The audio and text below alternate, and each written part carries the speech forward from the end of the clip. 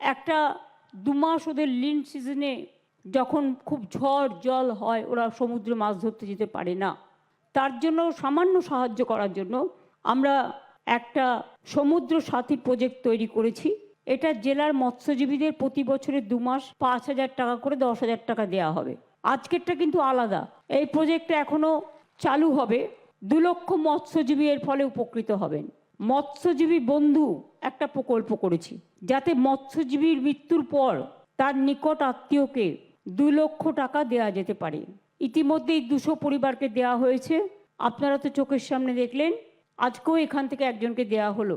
বিশেষ করে 1,000 টাকা করে যারা 60 বছরের বেশি, সেই মৎস্যজীবীদের 1,000 টাকা করে পেনশন দেওয়া হচ্ছে। মৎস্যজীবীদের লোনের সুবিধের জন্য ক্রেডিট কার্ড করে দেওয়া হয়েছে। এতে এখনো 125 কোটি টাকার বেশি লোন ওনারা পেয়েছেন। আমাদের এখানে জল ভরো জল ধরো প্রকল্পের জন্য যেমন জলও আমরা আটকাতে পারছি, সেচের কাজও উন্নত হয়েছে, তেমনি মনে রাখবেন এই জল ভরো জল ধরো পুকুরগুলোতে 5 লক্ষের ওপর পুকুর কাটা হয়ে গেছে। তাদের ওই পুকুরে আমরা মাছের চারা দিচ্ছি, চাষ করছি, ফলে মাছের উৎপাদন বেড়েছে, মৎস্যজীবীদের আয়ও বেড়েছে। এর জন্য আমার কোনো কৃতিত্ব নেই বা আমাদের কারণ নেই, কৃতিত্ব সবটাই আপনাদের বাংলার মানুষের।